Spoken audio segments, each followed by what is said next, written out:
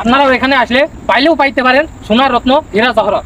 আপনারা সোনার টুকরা আর এটা কাইলেও সোনা। এটা দেখেন অনেকটা ডায়মন্ডের মতো লাগতেছে। এটা আসলে ব্রাজিলের জঙ্গলে এসেছে বলে ব্রাজিলের গেঞ্জি গায়ে দিয়ে কিন্তু আমরা চলে আসি। আসসালামু আলাইকুম দর্শক, আমরা এখন আছি ব্রাজিলের আমাজন জঙ্গলের একটা জলধারা, একটা নদীতে। আমরা ছোট একটা জলধারা খালের মতো সেইখানে আমরা আছি। আমরা এখন এখানে এসেছি এই জায়গা থেকে কিছু হীরা মুক্ত জহরত খোঁজার জন্য। আমরা বহুত কষ্ট করে অনেক পরিশ্রমের পরে এই জায়গায় আছি।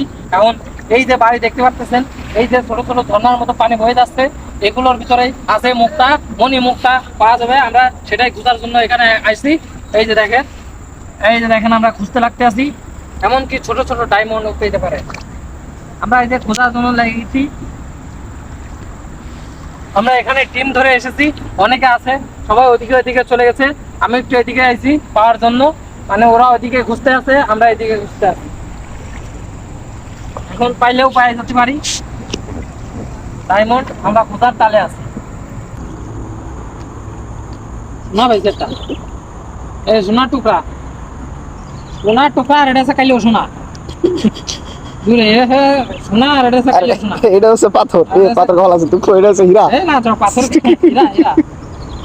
হীরা এসে খুঁজাইলো। এইটা দেখেন অনেকটা ডায়মন্ডের মতো লাগতেছে। এটা আসলে ব্রাজিলের জঙ্গলে এসেছে বলে ব্রাজিলের গেঞ্জি গায়ে দিয়ে কিন্তু আমরা চলে আসি। এই যে দেখেন একটা কিন্তু পাই গেলাম, সুন্দর করে পকেটের মধ্যে কিন্তু করে রাখলাম। এই যে আবার খোঁজার জন্য লেগে গেছি। আপনারাও এখানে আসলে পাইলেও পাইতে পারেন সোনার রত্ন হীরা জহরত। আপনারা আসলে আমি ঠিকানাটা বলবো না, বললে কিন্তু আপনারা চলে আসবেন। ভয়ঙ্কর জিনিস পাইতে পারে। সুন্দর সুন্দর মার্কারা বালি এর মধ্যেই পাওয়া যায় হীরা জহরত সোনার রত্ন। এই যে দেখেন এর ভিতরে আছে সেই অমূল্য সম্পদ।